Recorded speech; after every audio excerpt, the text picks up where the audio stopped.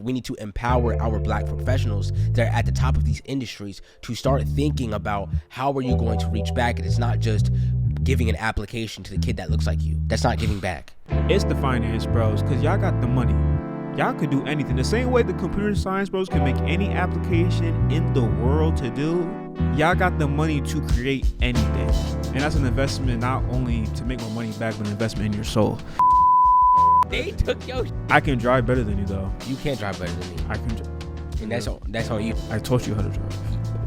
You told me how to drive. In my passenger seat for 4 years. Where you think you learn how to... Hey, when it's about to turn yellow, when it's about to turn red, yeah, keep going. Don't stop. I told you everything. Talking about? I told you how to merge, how to do this, Gen Z. overtake. Gen Z. Camera's gonna Gen die Z, what after is this up? one. Gen Z, what is up, man? It is not a podcast. It is a show. We're bringing the most pertinent topics pertaining to Gen Z, whether that's within politics, business, or media. The idea is to help y'all be perceptive to build what? Perspective. Okay, man. Okay. Perspective. I don't know if y'all caught the double episode last week, but it was 30, then 30.5, and now it's the episode 31, man. And you got your host, man. My name is Saadiq Spears, and you got my good friend over here. Kanai Webb. Yes, man. Yeah. And it's going to be a great show. We have a slew of topics to get into. Not really, actually. It's a slow week. But we got some good topics to talk about. First off, we're just going to talk about black media at the moment. Not black media, but black people in the moment and where black American can go. I think we could just go straight off into that topic. But before then, I want to see how y'all weeks are going, man. My week has been... I've been getting to work, man. I've been getting to work, not gonna lie. I've been trying to stay consistent in the gym and keeping my head afloat, low key, and it's been important for me to try to keep waking up because I want to beat my day. Recently, like, my day has been like 11 to 11, I would say. But I would much rather it be, 8 to 8.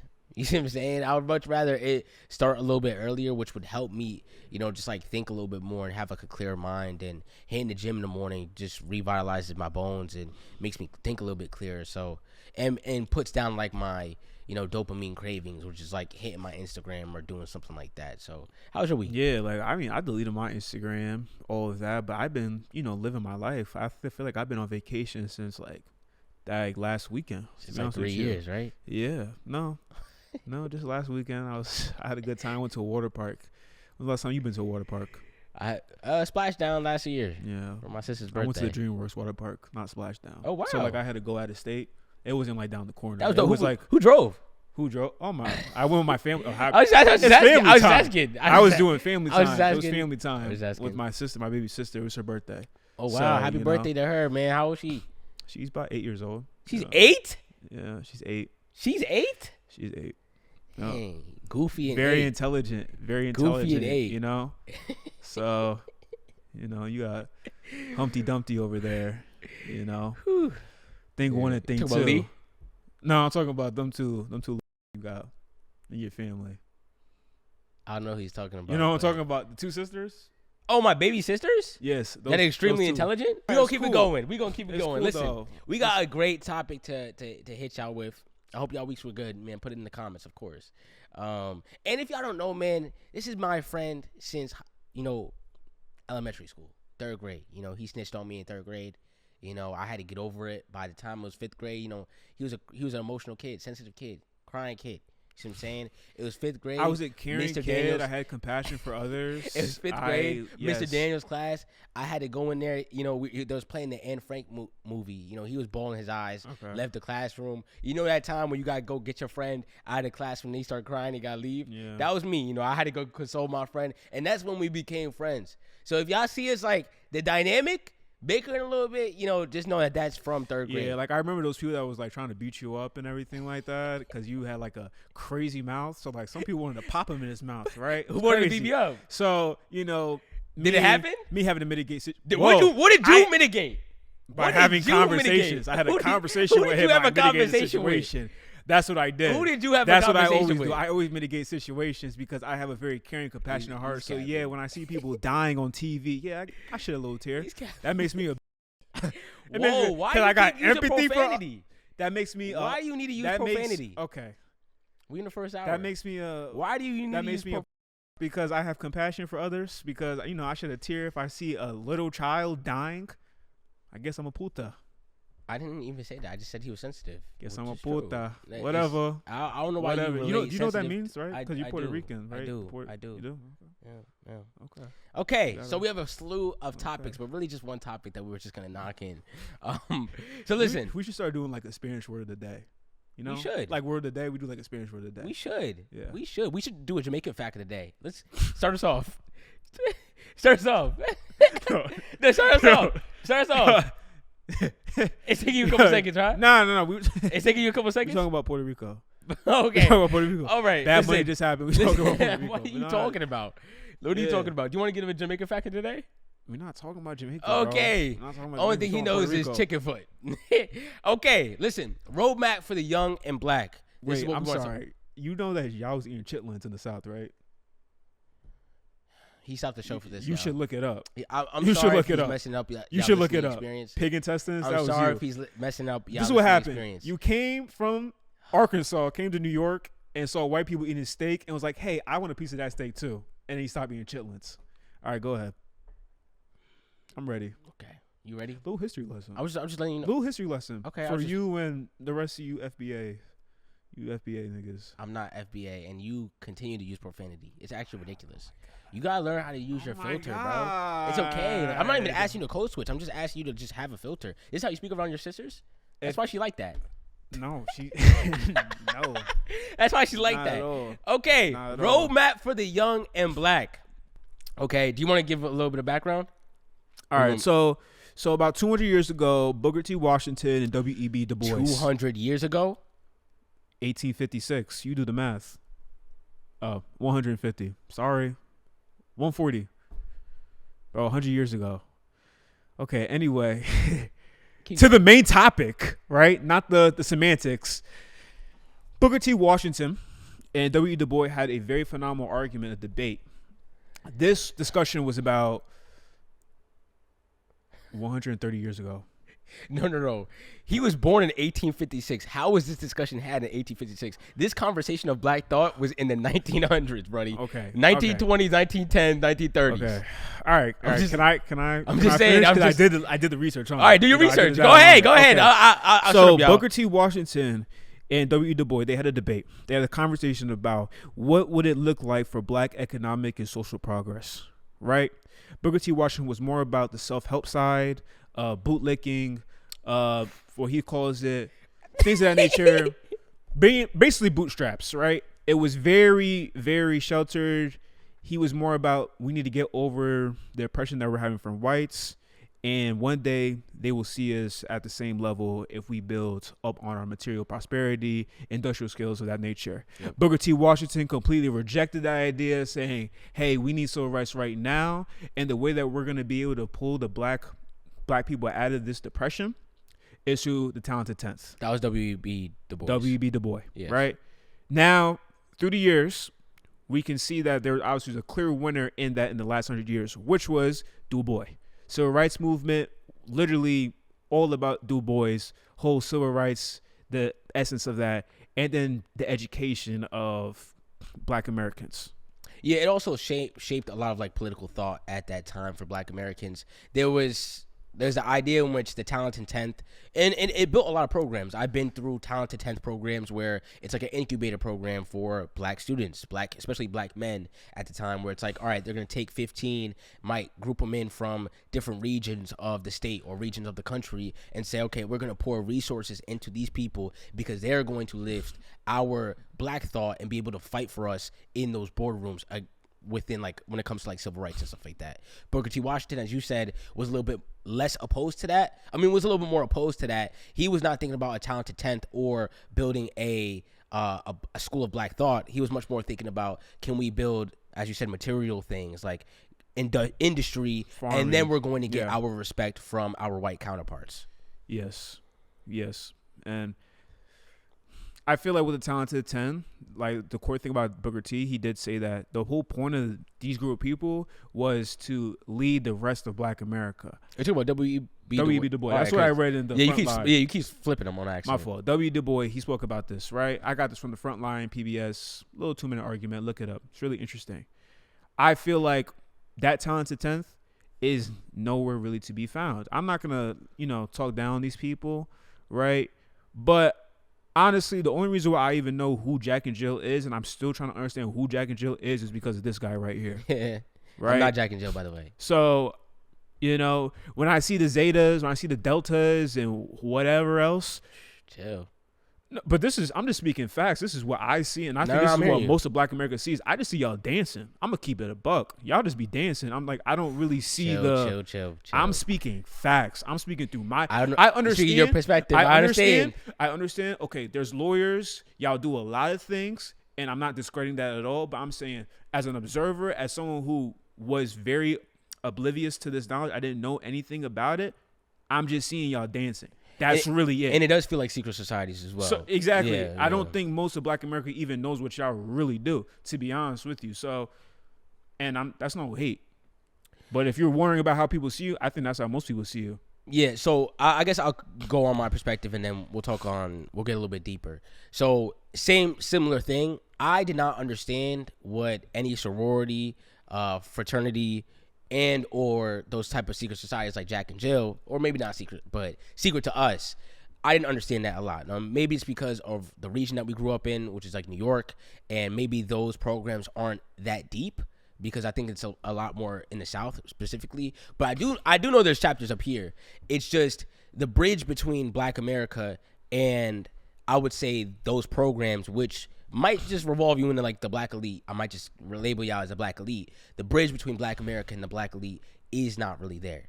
And I would like to research this, honestly, to be honest, because a lot of people have been talking about this. Have been conversations like the Martha's Vineyard, like all those type of conversations have come up in the last couple of years, but not necessarily a good roadmap for young Black Americans.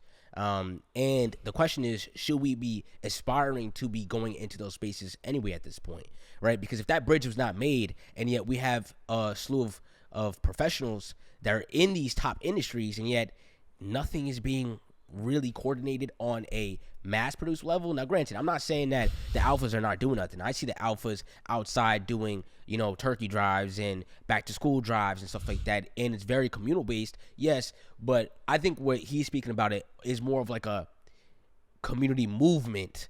What does it look like for the community? Because y'all are the ones, or the Black elites, those programs, those people. I mean, those are generations of African American families. Let's keep it a buck. Like generations that has been sharecroppers, then got their kids, some of their kids into college, and some of the kids went to Syracuse, and some of those kids went to HBCUs, and some of those kids really went to the top of the industries and got their kids in, and maybe got their cousins in, but it really hasn't stemmed to the wider spread of our community, and sometimes it feels like it's forgotten about, and as a Black student that has traveled within a PWI now, it's like, I don't know, I've aligned with a lot of Kwame Tore's or Stokely Carmichael's teachings about you can't be a Black student without knowing that most of the people that look like you did not make it into that same space.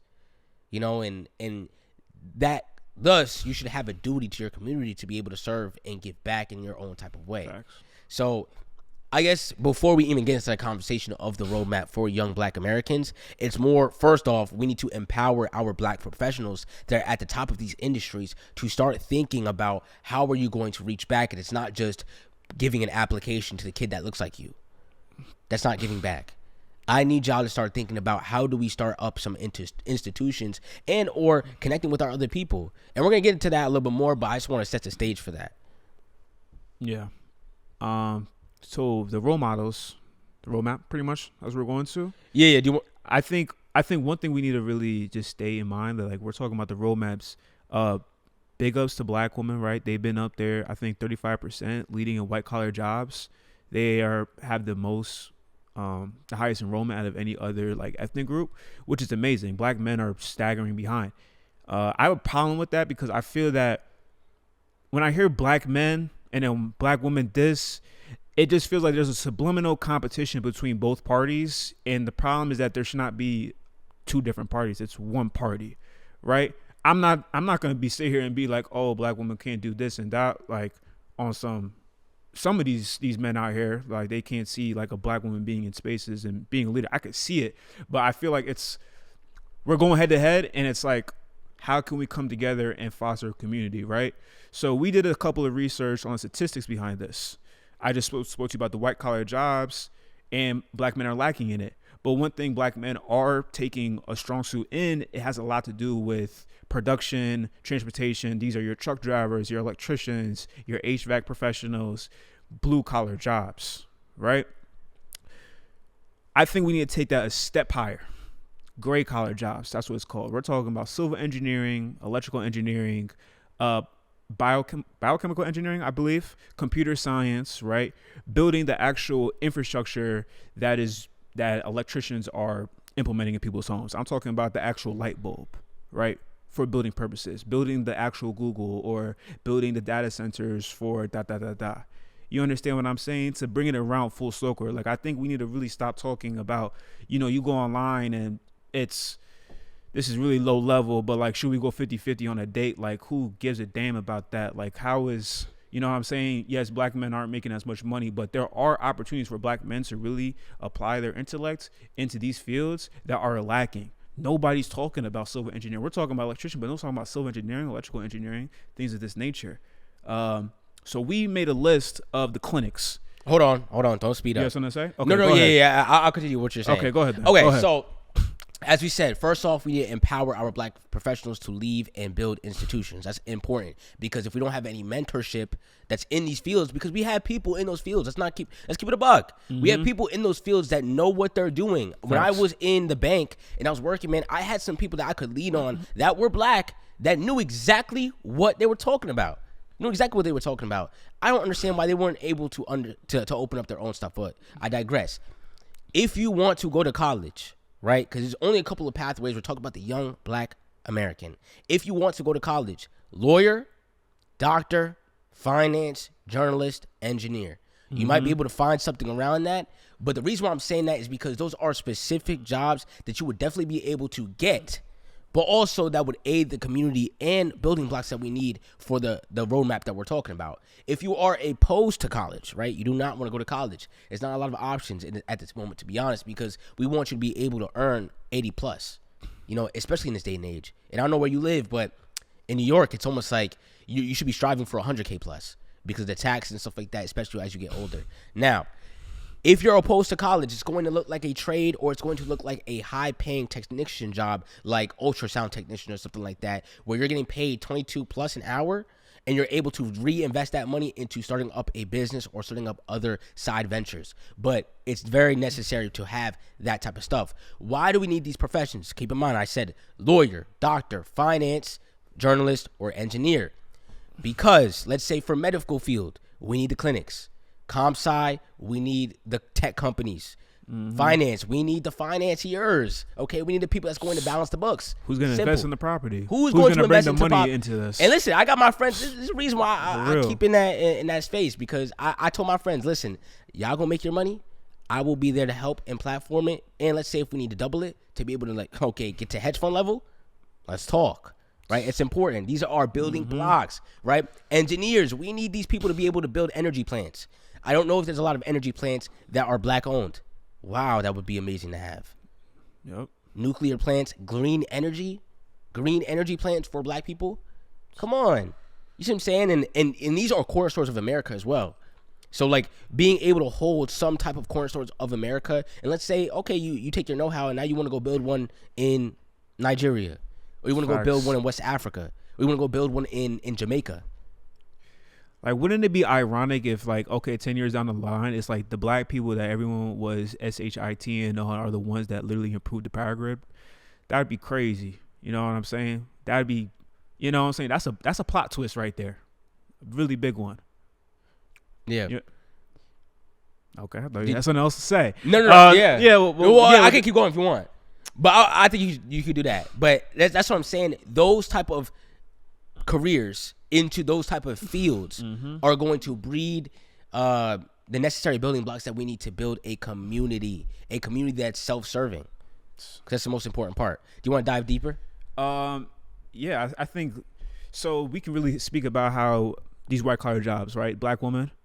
I'm stop saying black women, black people are in white collar professions. They in the office, and you're gonna talk about stereotypes. You know what I'm saying? We're gonna have the we're gonna go on Instagram. We're gonna see you guys talking about how, oh, my boss doesn't like me. Oh, he's racist. He's passive aggressive. Da da da da. Whoa.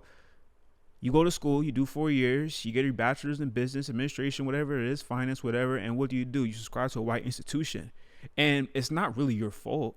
You don't really have any other options because there are no black institutions where you can apply the knowledge that you gathered from college, right? I think this is why these pillars are the most important for actually building society, so we can eradicate the whole portion of that whole they don't like us and dot dot dot. How many damn black nurses and black, and doctors are in hospitals and they feel mistreated, they don't feel their worth and everything like that, and because they're in white institutions. And how many black patients feel the same way? Exactly. So, and this wouldn't be secular. Like, these hospitals wouldn't be just for black people now. Like, it'd be for everybody. It would just be underneath a black controlling party. So all it is just equity. Honestly. And if you think let's take it, make an example, make it concrete. Think of a clinic. What do we need in a clinic? We need construction. Right? Okay. Why do we need construction? Who's gonna build it? Who's gonna build the property? First of all, who's gonna know how to build it? Contractors. Right? Physics and stuff like that. Contractors. You need the Wall Street bros. You need finances. We need money. The structures need money. Who's gonna invest in the property? Who's gonna manage the property? Mm-hmm. Right? Who's gonna take care of the patients? So we need the doctors. Medical field. Yep. The medical field. Right? Mm-hmm. Who's gonna make the data portals? Where you put the patient data, how you sign up to get a job, ComSci, the website, Instagram, things of this nature, right? AI systems, little bionicle doctors. Who's gonna do AI all that? RNA? Who's gonna do all that, right? Yeah, finding cures and stuff like that. I just saw that they found a cure for HPV. Amazing. Yep. Amazing. I thought they already had that, but goddamn, that's crazy. Who's gonna defend the lawyer? I said defend the lawyer. Who's gonna defend the patient? Who's gonna defend the doctor? If some malpractice happens, who's gonna defend these people? So these are things. That's just something that you can really expand on. It doesn't have to be a clinic. It could be a business office. It could be a business center. It could be an innovation lab. It can be a town court. It can be any type of anything. Like, who's gonna do it? Who's gonna create this innovative technology? Who's gonna do this and that? Like, I feel like we're always going to be a slave to our oppressors if we constantly need to use their products. Let's use China, for example, right? China, I understand computer science. We have AI. What's the point of going to computer science? Why is China making its own computer science? That didn't make any sense. Why is China making its own AI, its own LLMs? Why is Saudi Arabia making its own LLM? Why? China could have used ChatGPT, right? They could have used Claude, right? European nations could just use Claude and ChatGPT. They could just do that, but they don't. They want to make their own instruments, their own products, so that they are not dependent upon others. Everyone else is doing that, but for some reason, that thought doesn't even come to our mind. The African diaspora and within the motherland, we don't really think about it. Actually, stop. Yeah. Africa has been building a lot back there. I think maybe more in the diaspora because we're so we have so much access and we got New York City and we're so exposed to different elements that why would I build something, when it's already there? Yeah, we need to think bigger. We need to dream a little bit bigger for our own communities and then take action on it. Yeah. That's the most important part is that there's a lot of people that's going to be watching this, right? Let's say hopefully 300 people, right? And let's say 30% of that, 40%, probably 60% of that is black. Let's say 20% of that is our age demographic. Mm-hmm. You're going to be asking yourselves, what do I want to do for the next 5 to 10 years, right? I'm going to tell you right now, you are young enough to make whatever pivot you want to. Simple. You are young enough. I don't even care if you went to college already. You are young enough to make whatever pivot you want to. Not only is it going to serve you monetary wise and maybe family wise and pride, but also it's going to serve your community if you're able to pick a career within one of these fields. And it's because it's going to be super beneficial for you and your community. You're going to be thinking about it like this. Man, sometimes, I'm a founder of Perspective Media Network. Hey, Hey, go ahead and follow us on Substack. Go ahead and follow us on Substack. Follow the Substack. Follow the Substack. Get that And, Substack. and Notifications on. go ahead, hit the paid subscribers too. Listen, we're going up. Facts. We're going up, and the content is going to keep continuing to push. And you support us, we're going to be supporting you. Yes. But I'm a founder of Perspective Media Network. Our meetings have been so healing for, I know, all of us. There's about 5 of us on the team that consistently put out content and also shoot.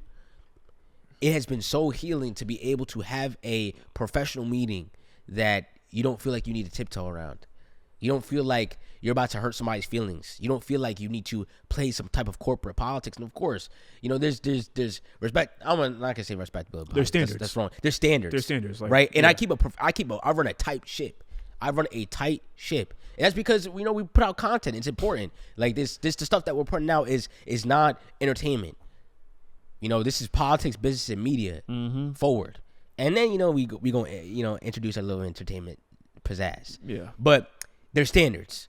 But the reason why I'm saying that is because the feeling and the healing that happens when you get to not only have a boss that looks like you and that speaks like you a little bit, but now you're not trying to step on people's toes when it comes to a racial level. And in the workplace, we experience that a lot. We do. And you don't have to lie to yourself about it. Sometimes it's just a lot of people do code switch. And I made a promise to myself when I came for my second year back to the bank that I wasn't going to code switch no more. Like it was too taxing on me. And I felt like I wasn't even able to use my skills. Like I've been a delegator, I've been a leader for the last couple of years now, in different workspaces. And it's like, of course I could be, you know, of course I know how to play a role when I'm in that position. You got to be a mentor. Sometimes you got to be a mentee. That's important. But it wasn't about that. Sometimes it's about not being able to utilize your own gifts, because sometimes it's going to come off too black, or sometimes it's going to come off a little bit too unprofessional. Ghetto. Yeah. And you're using your own gifts. And sometimes that's too limiting. And it's not just about on a racial side. Sometimes you want to go where you're happy. You want to go where you're appreciated. You want to go where you're respected and you're felt and you're seen.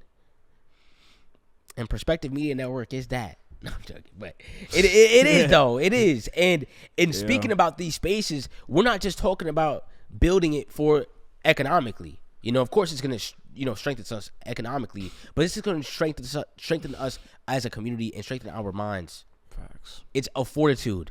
Right now I'm reading Black Skin, White Masks by Frantz Fanon. If you don't know that book, man, please go read it. He just read a little bit of the intro. It's important to understand the psychology that happens when you are in white education spaces, going into white higher education spaces, then going into white institutions and surrounding yourself by whiteness. And or let's say you're surrounding yourself by blackness, your community, but yet still having to go into a white institution. It doesn't feel great. Yes, it may pay a lot. Yes, these tech companies, like we have to peel back what this means.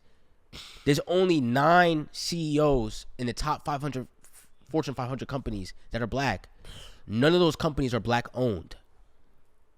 You have to understand what that means. Is that the apparatus, none of it looks like you. And that's taxing. That is taxing, you know, and I want us to think a little bit more deeply when it comes to our community and commit yourself. Commit yourself. You have the know-how. If you're a black professional, you're not a black professional, and let's say you're a black blue collar worker, you have the know-how. Now maybe it's time to think about this. How can I step this game up to make it into an engineering spot? Or how can I step this game up and do the contract work for Dr. Umar's school? You know, it's just an example. Throw out an example. But that's the type of stuff that I'm talking about. How can we do this on a community level? And I want people to get the paid. You see what I'm saying? You know, like I've been paying a lot of people for perspective. Hey. Also, a lot of people have not gotten paid. Keep that in mind. And that means that people are working just like I'm working right now. Perspective isn't a profit-generating business yet. People are working right now in the hopes of the greater good later on, and because of what they're believing in.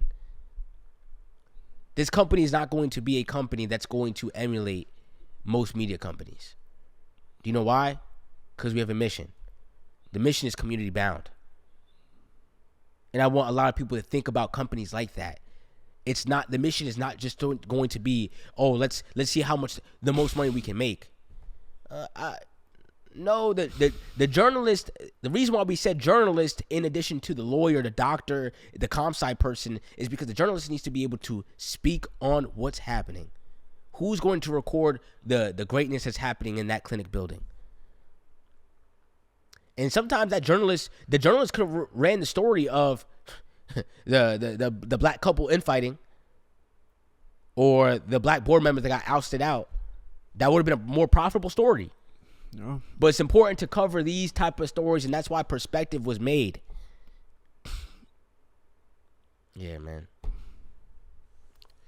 Yeah. I feel like there's really not much to be said, to be honest. I feel like it just needs to be the work done. People need to get the education, and people need to start sharing and come together. And action. I think, honestly, and I don't want to put too much stress on y'all group. Out of everyone we said, the medics, the civil engineers, coding, it's the finance bros, because y'all got the money.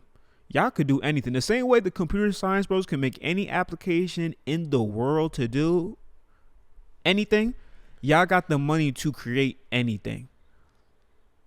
And that's an investment not only to make more money back, but an investment in your soul and into your people. And I think that's the greatest investment that you can do. Instead of being on Wall Street making money, why don't you come to upstate New York and put some money into Poughkeepsie?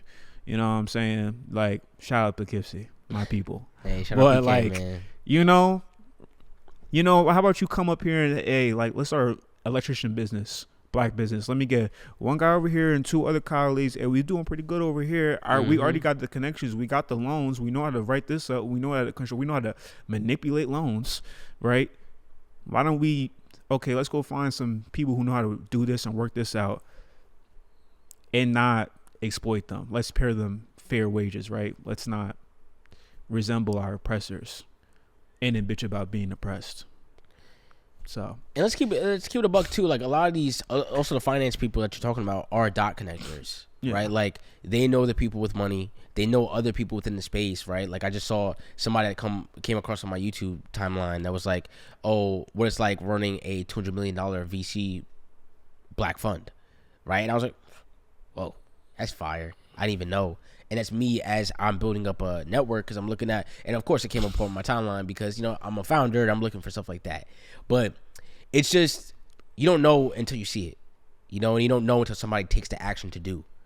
I'm glad that he put that YouTube video out there because I didn't know, but we need to start marketing ourselves and we need to start sharing information. As you said, it's important to go and reach out. There's a lot of, we talked about the young men statistics and it being stagnant at the moment, and a lot of black men staggering behind and dealing with a lot of mental issues as well. Like, black suicide rates was going up as well. Black men's suicide rates was going up. That's something that we don't want to see, but that's also because we're not communicating as much.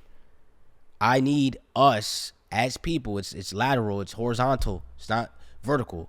It's lateral. It's horizontal. I need us to start sharing information and talking about what we're going through. Okay? We have this podcast right here. We're not perfect human beings. Absolutely not. Not even close. This is definitely not me.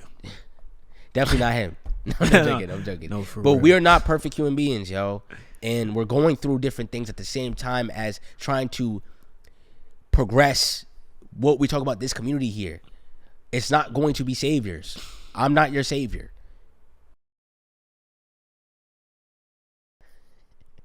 I'll write it down. He's not your savior. Oh, God. He's not your savior. You see what I'm saying? Like, we do this show, but we've been thinking about stuff like this and been implementing like this since 16. And sometimes it's worked out for us and sometimes it hasn't. But at least the mindset has been there. And the ultimate goal is impact and self-sustaining. But that's always been our ultimate goal. And that's been shaped since we were young.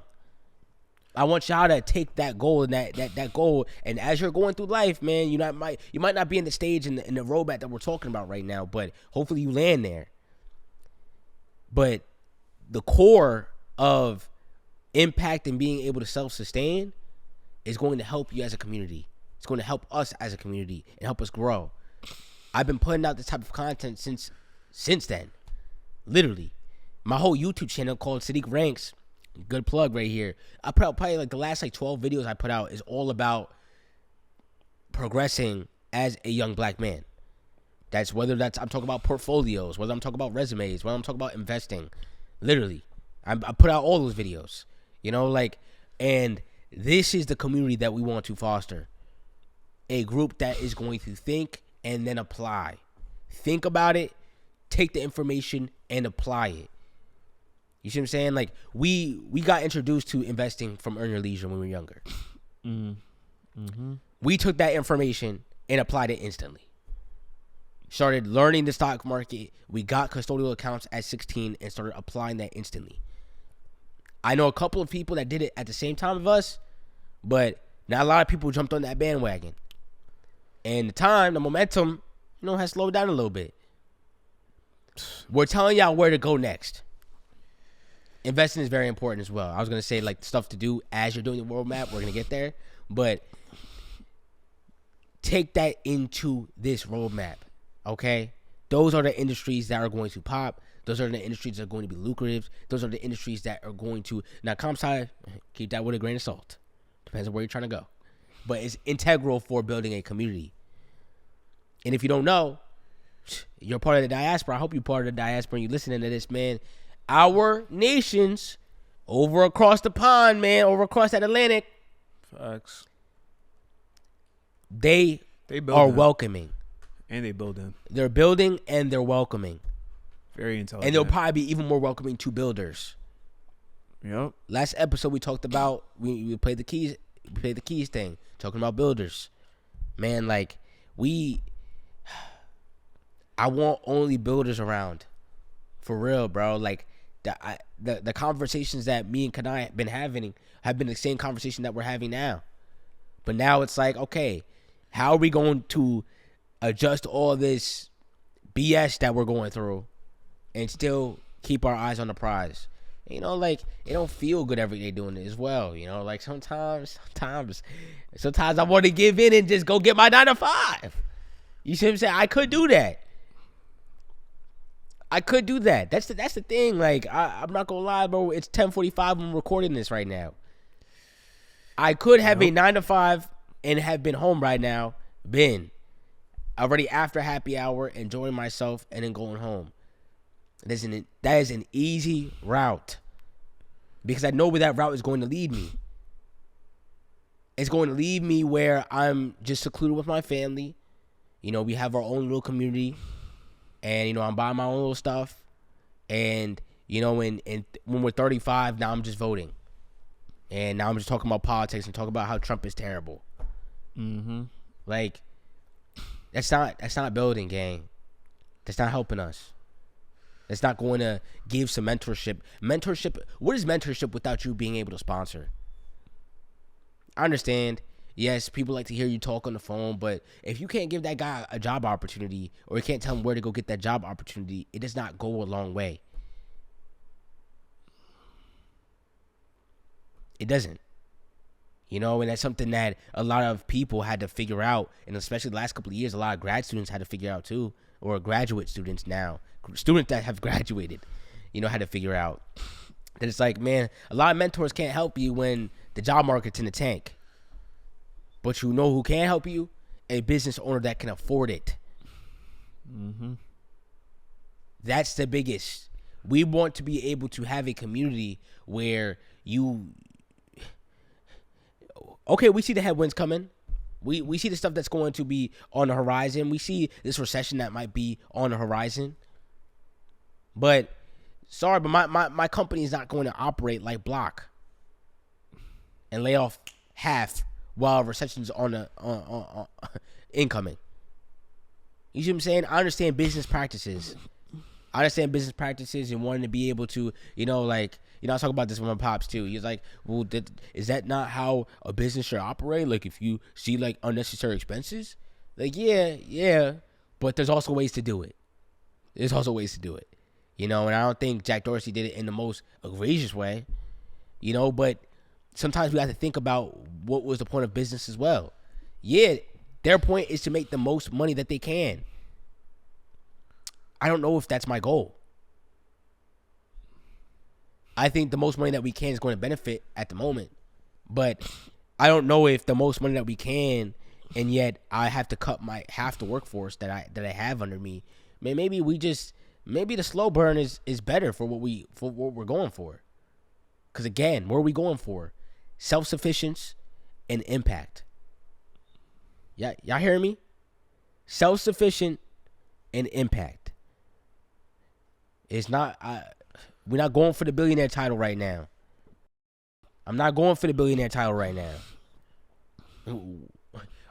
People that look like me already got it. What's another one gonna do? If I could build 10 businesses that are $1 billion businesses and they come from my umbrella, it's a fact. Come on, that's what I want. I want so many businesses that come from my umbrella. You think about EYL. Like, I think EYL is one of those, like, we talk about top 3 solutions in the last 10 years for Black America. You see what I'm saying? Like that's we gotta say that's one.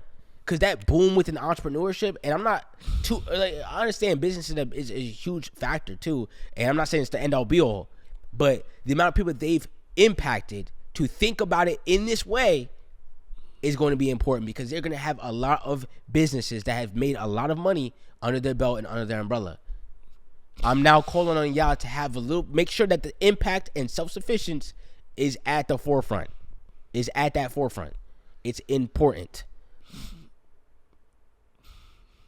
I think there's a lot of rewiring that people need to do.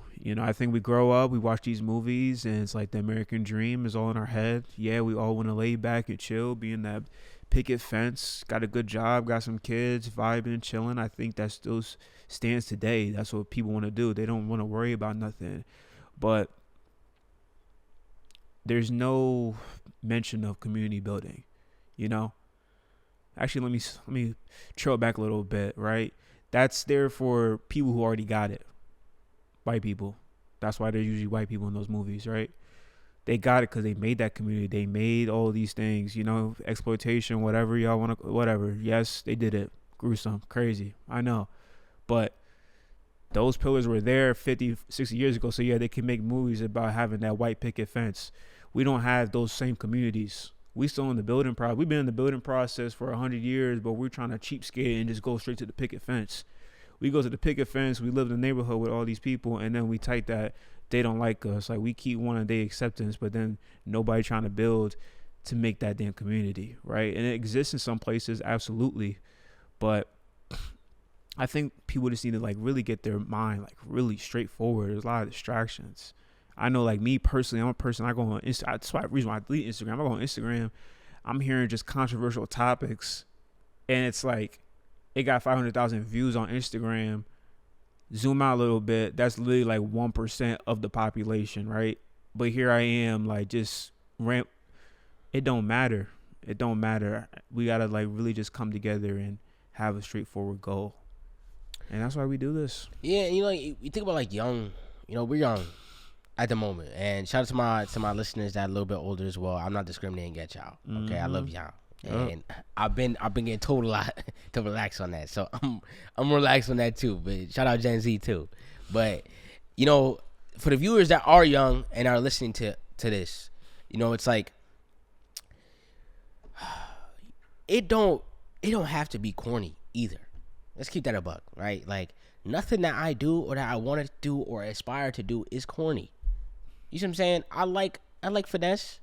I like nice things. I like good quality stuff. You see what I'm saying? The stuff that we're talking about, like, build it in your own imagination. Sometimes we build in reaction to something.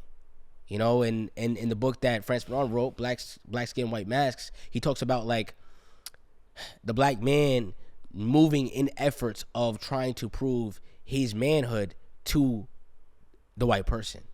You see what I'm saying? And to prove that that you could have the same thing. Sometimes I don't want, no, not sometimes. I don't want the same thing. I don't want the same thing. And that's what we have to start being okay with saying. Sometimes, like, when I be talking to people like that, and I say that, it's jarring. What? You don't want to make money? Who's saying that? Who's saying that? Who's saying that? That's a different conversation. What I'm saying is, what leads first? What leads first? You or money? Your neighbor or money? Your cousin or money? Your community or money? Your diaspora or money? What leads first? What leads you? Who's your God? I think that's what a lot of people have to peel the layers back on. I'm not going to be the one to be like, oh, follow your dreams and the money going to come. That's a fool. I was going to say that too. Don't do it. Don't do that. I think we need to bring back that 80s treatment. You know, like when my grandfather stepped off that boat back in like 1980, 78, you know, you going to school to be a doctor. You going to school to be a lawyer. You going to school to do ... right? Now, did that happen in fruition? No, but hey, my aunts and uncles, they made a way. They doing really well for themselves. We need that same standard, man. I'm sorry. No, you can't go to school and do a 4-year degree in art school. No. Not when AI's doing it. And it looked better. It looked better with AI. Not when they doing it. No, we need to reel that in. Intervention. I think we should bring back kids. Whoa. That's exactly how I feel. It's a great episode. Continue. I really, and I think there's a difference between abuse and beating your kids. I'll say it right here. I don't care, man. I do not care. No, I do think some a little. Of these kids is out of control. I do think a little pow is not bad. You know what I'm saying? That's calm though. Bro, somebody, let's relax. We in the last 10 minutes of this, right? We about to pack it up. They may not even get to this point. Okay. I have 2 younger siblings. Growing up, I thought, like, nature versus nurture. There's always that conversation. Some of these little kids, their nature is being bad as hell. That's a fact. That is a fact. Okay? Nah. It's a fact. I got two. What my baby sister, little preppy girl, you know what I'm saying? Cute, all that, girly girl, all that, My little brother, he been having an attitude since he was 2 years old. He been giving me stank eyes since he was 2 years old. 2 years old. Well, same parents. Maybe you ain't got the good vibe. Same influence. But my little sister loves me. And we be vibing and doing my, you know what I'm saying? Maybe he don't like you. Paw Patrol. He loves me. He loves me. He know how to act right around me. Cause he know I don't play around like that. Don't play with me, right? I'm saying that this whole thing that happened was like, don't beat your kids. Oh no, that's not good. No, that's abuse. It's not I'm talking, okay, this is how I got beat. Oh my gosh. We about to pack it up in 5 minutes. You barely got beat. Not because my stepfather came in, actually. God bless his soul. That's the reason why I actually started getting beat, because of my stepfather. I never got hit in the head. That's abuse right there. You get smacked in the mouth. That's abuse right there. That is abuse. You get the belt right on your backside real quick. Nah, you don't need no belt. When we talk about pots and pans, I know you get beat with pots and pans. I know that's crazy. You don't need that's no belt. Abuse. I think a belt is excessive. I think a belt, no buckle is good. No, I think a belt is excessive. The only thing, I think a little pow, but that's only in like dangerous situations. Like if your kid's like about to run into the street, bro, like you need to understand a quick, and that's just to be like, yo, like this is not okay right here. But I think when you hit your kid sometimes, like it does train. I'm not a huge gentle parent person, but like you do train your kid to respond in those ways, right? That's why, especially like little girls and stuff like that specifically too. Like that's how they start to receive, I don't know, discipline. You know, it's just not. It's not good because the thing is, you think about a little kid, bro. You scream at a little kid, the kid's gonna start crying anyway. I think it's subjective. Subjective. Like the way like she's gonna start doing it's subjective. I think it's it's a roll of the dice. I feel like, first of all, when we get home, back in the day, it was like your mom look at you a certain way. When we get home, it's up. You crying in the back. these new parents, they just gonna beat the kid right in the Nah, they was doing that in the 80s, beating the kid in the store. No, Social parents, media. I don't see no kid getting beaten. Most kids. No, are, you kids used to get beat in the store. I remember what you seeing talking about in the 90s? Like in the 90s? Of course. But I'm saying, 2000s. I think the new thing is like that I don't like is how like to punish your kid, you gonna record them. Like that's weird to me. That's like weird. You recording the punishment and posting online, that's weird to me. Like I don't know. That is weird. That's some millennial shit. I don't know where y'all got that from, but that is weird. I think a lot of kids also are growing up in it's a really interesting time. You know, now granted that's probably every generation has said that. But like, yo, your kid is acting out because they're watching Cocomelon for 6 hours straight. Your kid needs to go outside. Let's talk about it. Like your kid is watching YouTube shorts and going through. Your going kid like that. need to learn how to read. Your kid gotta read. Your kid gotta go outside. Your kid is getting so much stimulus from that tablet that they don't know how to act, and they watching Masha and the Bear, and they don't even talk in Masha and the Bear. They only know how to shuck shit up.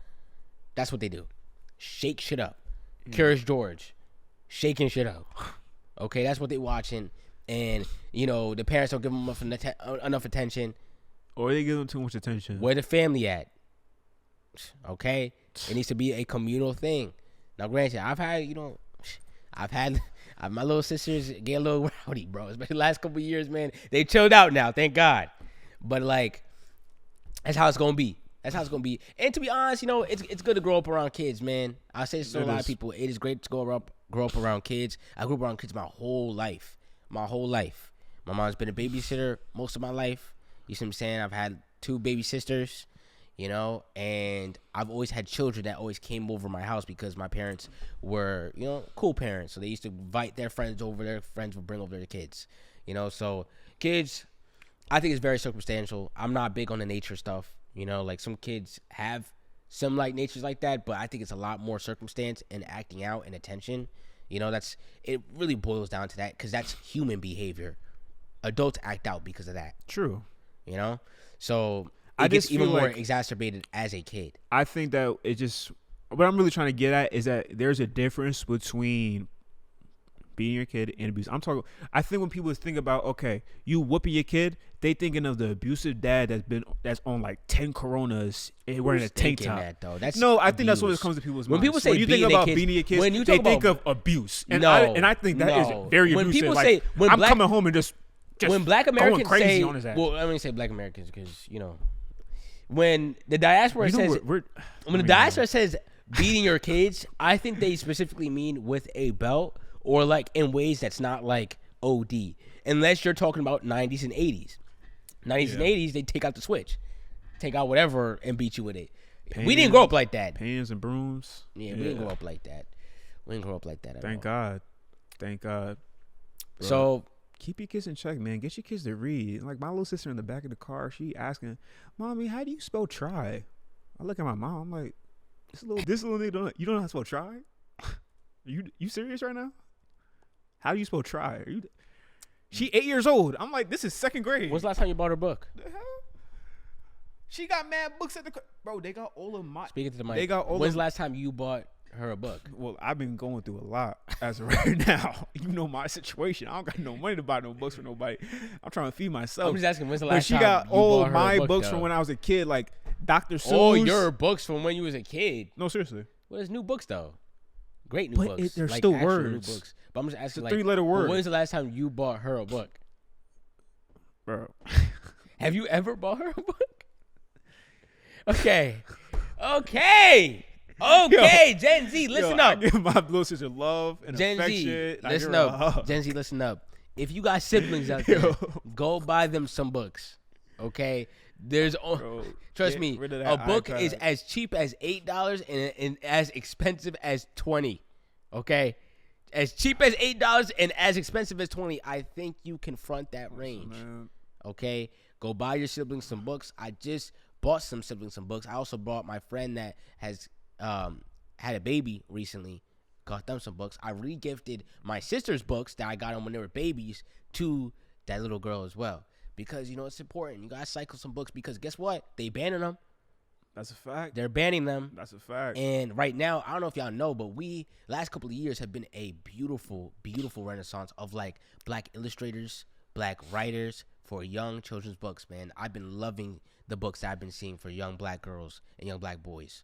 I'm not even gonna lie to you. Like, it's beautiful going to the bookstores to go pick out some books for them and seeing this and looking through them and seeing the illustrations and seeing the stories talking about it. See what I'm saying? Yeah. Being, seeing yourself in the stories and stuff like that. Like, it's beautiful. It's really beautiful. So I tell y'all, if y'all got siblings or if y'all got kids, man, go ahead and make sure that you buying them some books, okay? And I want to say last part, because we're about to cut out the main camera. If you are 16 and pregnant, 18 and pregnant, 19 and pregnant, it's going to be tough. 5 years, when that little nigga gets to 5, I was washing dishes at 6 years old. If that kid ain't washing dishes at 6 years old, take away the iPad. It's that simple. Use your kid. That's a slave till 18. You know how many times my mom is sitting down watching TV. Oh, go get me a glass of water. Oh, that's a fact. That's a servant. I be using that on my sister too. Hey, can you give me a paper towel real quick? I be sitting down chilling. 18 years. You better use them 18 years. The reason why your kids don't help is because you be spoiling them and buying them Jordan and Retro 4s every Monday. Use your kids. Teach them life skills. Yes, go clean your drawers. I shouldn't have to do laundry. Can you go downstairs and do laundry? I was doing laundry at an early age. I was doing laundry at like That's 8. what I'm saying. It was crazy. I went to college, bro, and there was multiple people I knew that did not know how to do laundry. Because their families did the whole time. You put me onto that. And their families did the whole time. Told me about it too. Dre told me about that too. I was like, damn. Most people that don't know how to do laundry, sweeping, etc. A lot of those life skills was not practiced as a young child. Bro. That's what I'm saying. I was doing the whole family's. It was me and my sister. I remember we do laundry on Saturday, throw all the clothes into the washer, throw all the clothes into the dryer, take the 3 loads, dump them on the couch. And we turn on the TV, bro, and we just start folding them up. For the family, bro. Fold them for the family, bro. And we were doing dishes and bro, that's the thing. And it gives you those life skills because now when you're older, you get to appreciating them. He still got to figure it out. Hey, but I could wash dishes. Listen, I lock in when I can. But I'm saying, like, there was a bar for me. I was doing certain things as a child. Like, I was, whatever it was, sweeping the floor up. I remember one time with my little cousin, we actually cleaned the bathroom for my grandmother because she got off of work. I was doing things at that age. Yeah. These kids just look at iPads all day. This little girl came to me, Nye, can you open this for me? It's a water bottle. I said, Naya, she gonna hate this when she grow up. I said, Naya, open the water bottle up. I'm not doing this. I can't do it. She give it to me and run away and go watch Living Maddie. Not Living Maddie. These kids be watching like IRL YouTube streamers and stuff like that. They be watching that now. Watch they watching them play with slime. And kids. They be playing with slime and stuff like that. So just non-verbal ass videos too. Roblox non-verbal videos and be like, yo, bro, don't let your kids watch those brain rot. I'm telling you. But you know what's crazy though? It'd be so. We was watching some dark shows as kids, like Courage the Dog. Okay, yes. We was watching. I agree. Courage the Dog. I was watching straight Minecraft videos though for a good 3 years. I remember but Sky they were when Sky does Minecraft. Not even Sky, bro. I was watching fire. The Pack. I was watching Lachlan. Beijing Canadian. Jerome Captain ASF. Sparkles is the only one that survived that era. Yeah, but wasn't he? He's the Hunger Games guy. But that was Beijing Canadian. Oh, might have been him too. Bro, no way they're getting us free. It's crazy. Yo, hey man, who y'all watch when y'all was a kid? I'll wait. Put it in the comments for real. Yeah, cause I'm thinking like year. If you 03. That's what if you was on YouTube. That's if you was a YouTube baby. Don't think though. I was still on the cable. I was on the cable for a while, bro. It was like cables till like maybe like 9th grade, bro. 8th grade, I was watching Paw Patrol in the morning. Oh no, I was watching Octonauts. Octonauts was watching in the morning. I used to turn that on. I remember my friend used to have a Paw Patrol backpack in 8th grade. Octonauts in the 8th. What? Octonauts. I remember Octonauts, but that was a children's show. They watched Sophia the First. It was fire. But I remember coming home 6th grade. I remember, so me and my sister used to go to my Puerto Rican family in Florida, right? They moved down. Most of my Puerto Rican family moved from New York. They came from Puerto Rico to New York, moved from New York. Some of them moved upstate. And then after that, went all the way to Florida, man. Me and my family last ones, bro, okay? We the one last stragglers. Every summer, me and my sister would go down to Florida to visit my family. And my family would stay, my dad and my mom would stay upstate or whatever. And I remember one time he came home, whole summer, came home. We so excited to come home. Oh, yeah, nah. You know, and we driving too, so, you know, it's deep drives. So you excited to come home. Came home, man. It felt like the entertainment center was dusty. I'm looking around like, man, what is going on in here? It was just desolate in that crib. I go turn the TV on, channel 32, Nickelodeon, nothing. Whoa. I go to channel 45, Cartoon Network, nothing. I go channel 45. Dad, what's the cable? Oh, we cut it. What? And that was my introduction into Netflix, YouTube, and Hulu right there. That's when we started to transition. We was really the first ones to go into streaming because of that. Because my family was not trying to pay for cable. Then we started jailbreaking the Fire Sticks. Yeah, getting the Kodiak. Yeah. Man, y'all gonna. Oh, yeah. If you know, you know for real. If you know, you know for real. Yo, when I was a kid, man, I was an only child, guys. So I used to watch Naked and Afraid, and I swear to God, you would have thought I was on that island, naked and afraid in my backyard, trying to make fires with sticks and stones. Real shit. Because you was naked and afraid. Real shit, man. You ain't got nothing to do. I'm telling y'all. Y'all needed to stow them kids outside and take them iPads, burn the iPad. They don't need a phone. I'm at dance competition with my little sister got friends with iPhone 17s and iPhone 18s. I'm like, goddamn. She in there. We walk up in the hot hotel. She like, Nye, can you hold this for me? I'm like, yo, Nye, I'm not holding your tab. Hold your shit. I don't curse to my slimmers at all, first of all. I curse here, but I don't curse. I don't believe in curse in front of kids. It's my pet. My mom never cursed. While I was growing up, I never even heard cursing until actually I met this guy. What? I'm so serious. Until I met you and the rest of the gang is before. I never used to curse like that. I didn't even know. Lying. It's because you didn't understand your family. They didn't curse. You didn't understand. No, my family did. My family did not curse growing up. Like we did not curse. They never cursed in front of us. Like I don't curse in front of kids because of that. And you know, I may not be. Yo, don't let him lie to y'all. I'm not saying you're a bad person if you curse in front of kids. I'm not saying that at all. In front of kids. But that's just my. You shouldn't curse in front of kids. You shouldn't smoke in front of kids. You shouldn't do a lot of stuff. Because I remember as a kid how traumatizing some of that stuff could be in that moment. My granddad was blowing smoke in my face. That's what I'm saying. His granddad was doing all that, but he didn't curse. He just driving around with a cigarette in his mouth. Yo, he talking about right in my face in the front seat. My family never cursed in front of me until I met him, and then his granddad smoking a cigarette in his. Right in his face. He just didn't understand his granddad. He didn't speak Patois. That's what it was. His granddad would say some crazy stuff in Patois. He wouldn't understand it. That's okay. No, I'm telling you, that's not true, man. That's not true. Yo, my grandfather used to be drinking in front of me all. Bro, I was a bartender at like 12 years old. Like, I'm gonna keep it a buck. I'm gonna cook this whole stuff up. I'm gonna keep it a buck, bro. Like, I literally was like, oh, what you want? I go in the freezer downstairs. This one, me and my family had like cookouts when we all loved each other, right? Go downstairs and little ice box, grab a Heineken, pop it open, and go bring it to a guest. That's what I was doing at that age, bro. I'm serious. His grandfather told him early. He said, "Hey, you take the Heineken bottle like this. You open your mouth." And that's what I drink Heinekens now. I get everything from him. Heineken, Red Stripe, like those are my go-tos. Like, anyway, hey, we don't promote alcohol on this. We do not promote alcohol at all. No substances. Keep these kids disciplined. Yeah. Get these kids together, man. These kids don't understand. Like, common sense ain't a thing no more. They needy. They don't know how to stop talking. Yo, we in the back half. I might as well just give this story because we here with it. I hope not watching. Yo. I remember the first time I saw weed. Look, yo. Oh, wow. Oh, that's where we're going? I'm like, we right here with it. We might as well do it. If you listening, bro, shout out to you. Yo, I remember, bro, I'm probably like 12. It's probably I'm probably like 10. I remember thinking weed was like cocaine. Bro, I thought weed was cocaine. Like, I mean, every kid is thinking weed is cocaine. And I already knew that partook and some stuff that was like, okay, but it wasn't all no crazy stuff.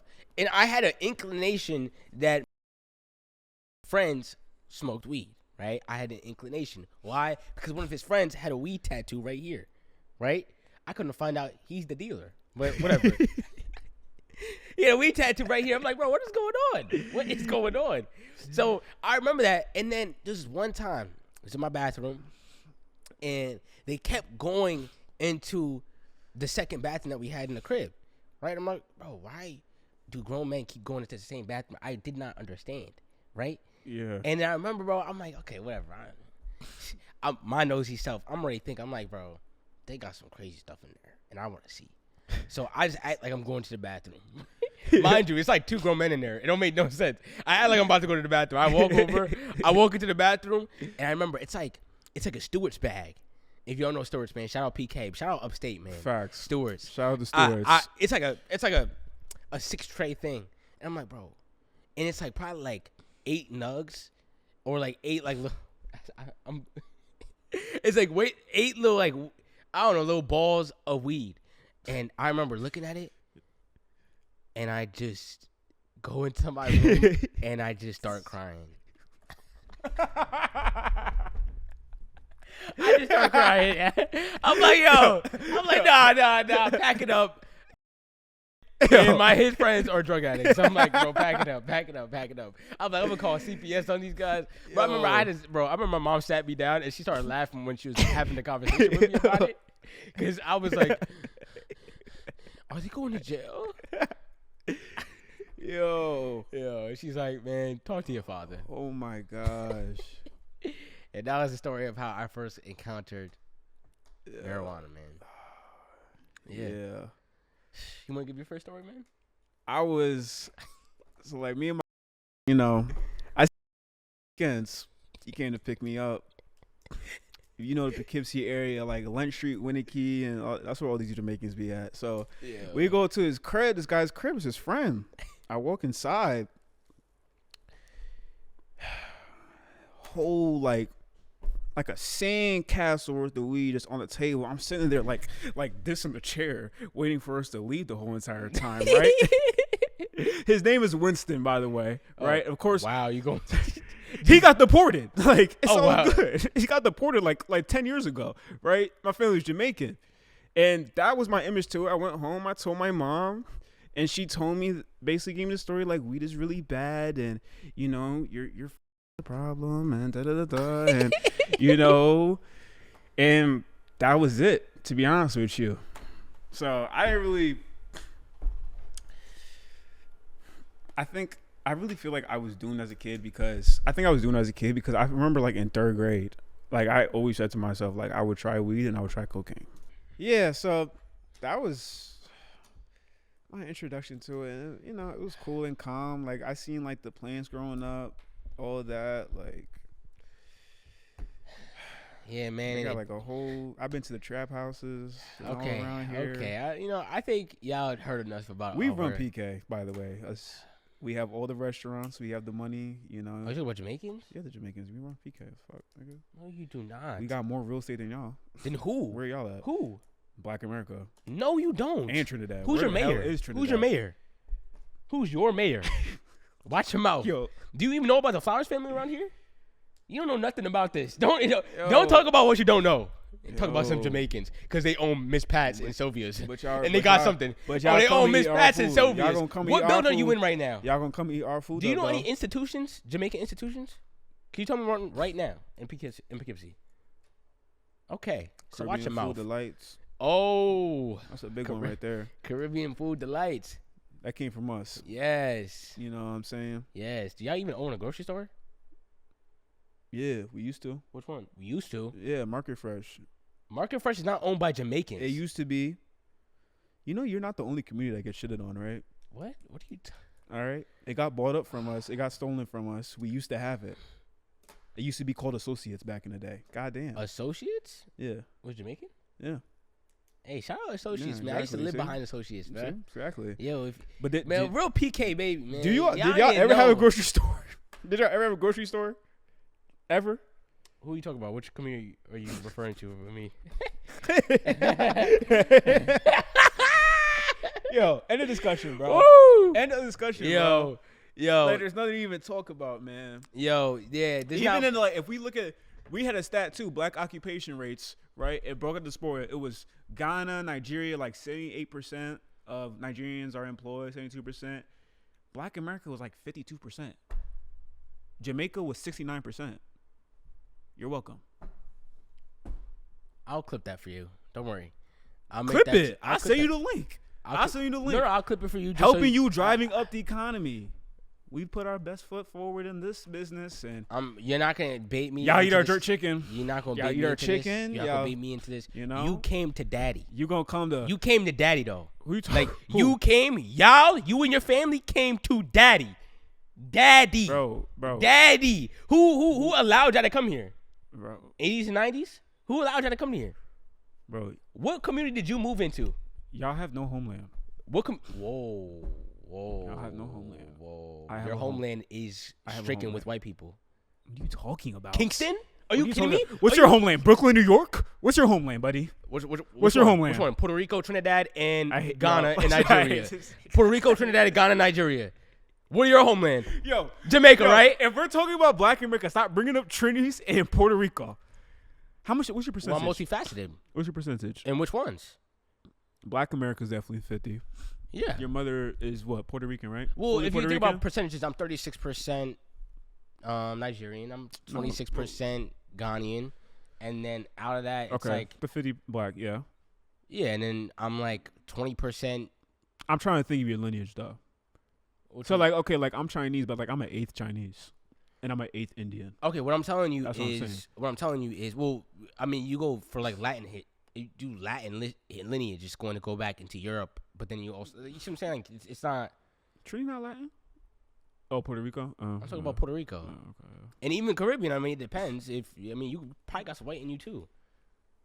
You just don't know. Oh, yeah, definitely. That's what I'm saying. I think everyone in the New World has white in them, though. Everyone. Who? Everyone in the New World.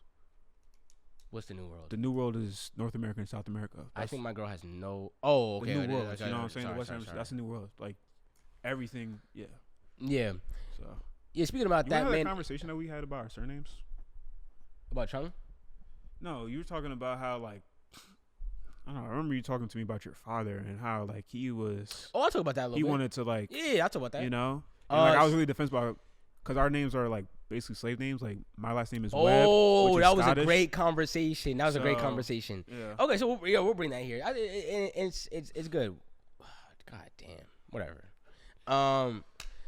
Yeah, I'll bring it up a little bit. So we were having a conversation before because a little conversation about like marriage and stuff like that, and about like taking last names and stuff like that. And Kanar was hell bent on wanting his girl to take his last name, which I didn't say is terrible. I was just saying that like, why be hell bent on it if naming and just a nomenclature, you know what I'm saying? Like that in general is very sensitive for people. Right, because you don't know where your name comes from, and or you don't know where somebody else's name comes from. You know what I'm saying? Like I can't automatically be like, "Yo, my girl's gonna take my last name," and she might have lineage that where her family or her culture is from a matriarchal family, right? Where they pass down their names like that.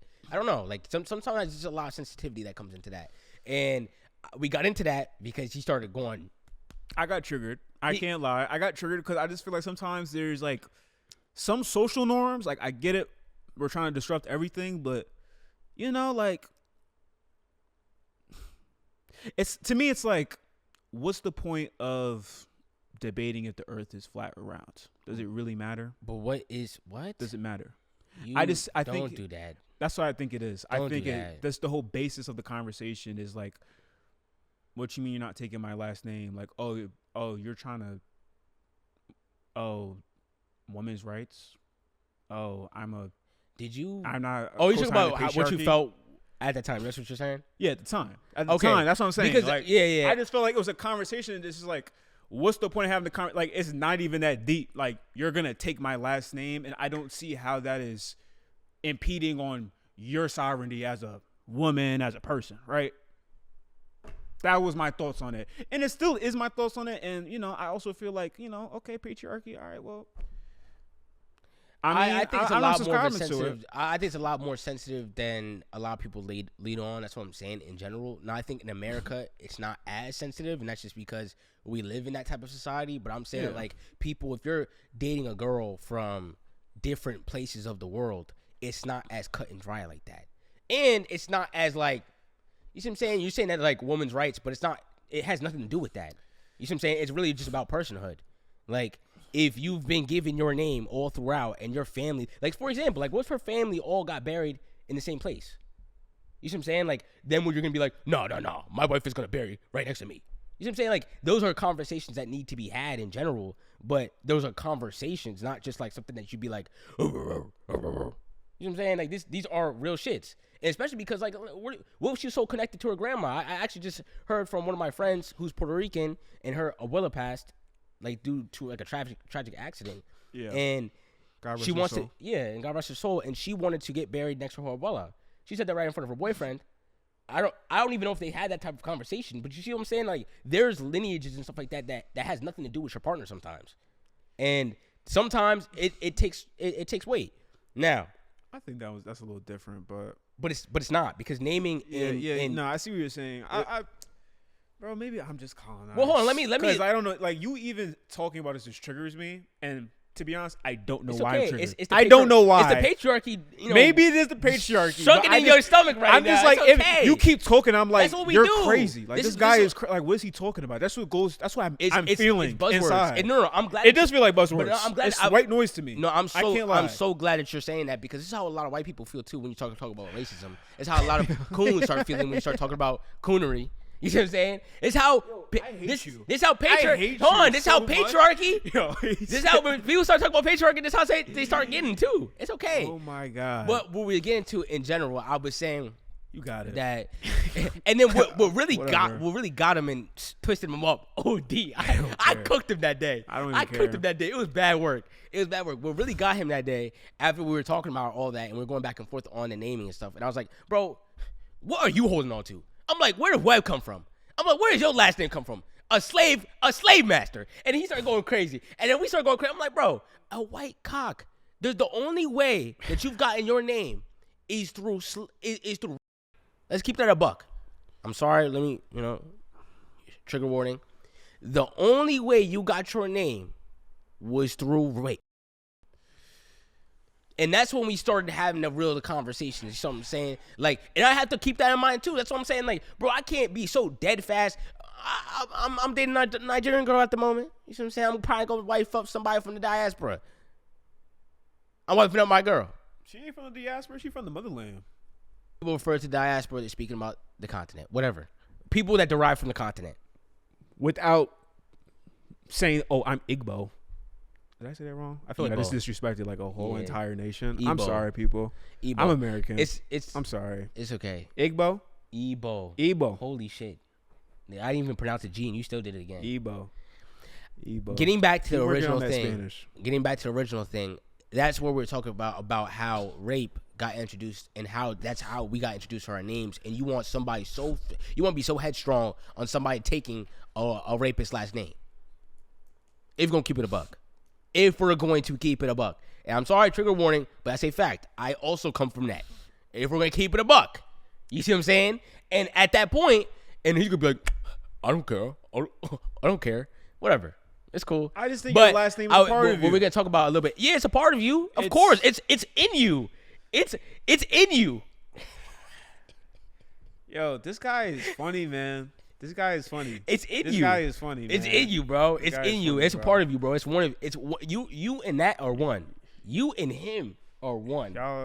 That's your pops. Yep. That's your pops. Yep. Yo, but me. Yo, what's your last name gonna be? Me, listen. I might change my last name. This goes over along the conversation of what we were having. My dad, for like a good, probably like from I was like 14 and up. My dad always said that he wanted to change his last name. I felt the same way as Kanai, where I was like, yo, my last name, this is the X family. When I was a kid, I was like, yo, my dad said that he's probably going to change his last name. And there's other conversations that's happened with that last name in general, but it's like, it made me feel like, yo, like, why would you want to change your name when we all have the same name? My mom has the same name. My sister has the same name. Like, yo, this is our family. But then he said the same thing. He's like, man, like, this is not my name. It's not our name. And yeah, we can go back generations, and that's what we did. And that's what he did. He started looking back generations to see, like, where our peoples come from in general. But it's like, man, this is a complicated and a touchy subject. And to be headstrong on a complicated and touchy subject is just, corny to me. But also, it's like, if you like white cock, then there's not much I can really do for you. I don't think it is. I think it's just like, it's just your identity. It's a part of it, right? I don't know what else my last name would be. Maybe Chung. Chung is Chinese. That's my mother's maiden name. Maybe.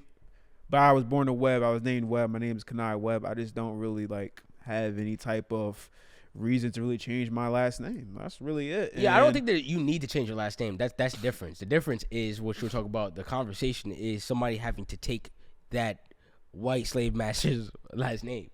Like, that was the headstrongness of that. I'm not headstrong about it. I'm not. Like, I'm just like, give a load to him, y'all. Listen, I'm restarting my lineage on my terms. You're not restarting shit. Okay, so let me give you an example. Stop. When we think of Just the Walton lying. family, the Walton family is the Walmart conglomerate, right? Big again. organization, whatever. Y'all get it, right? Walmart, right? Sam Walton is the one who started it. When you think of the Waltons, you think of Sam Walton's mama and his grandfather and da. No, you think of Sam Walton and who came after him. You don't think about his predecessor. That's how I see myself. Kanai Webb and so on. We're not talking about the white man. We're not talking about the white man when I have my lineage and my empire. No, he's not involved. But that's my name. That's simple. That's how I feel about it, guys. Here we go. No, I'm just... Here we go. Here we go. What's so wrong about that? No, I hear it. I hear your brainstorming, man. I hear it. I hear you thinking. Go ahead. Ask the question. Like, ask it.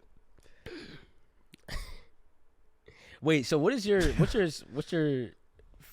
we cut this out too. What's your siblings' last name?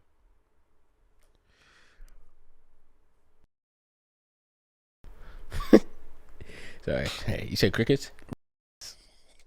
Ricketts is the last name. Yes. That's your mom's last name? No, my mom's last. She kept it? It's hyphenated. So you have such a problem with paperwork. So you have such a problem with your girl hyphenating her last name. Bro, I don't subscribe to these new age ideas, bro. I'm just saying. But your mom why did she keep her last name?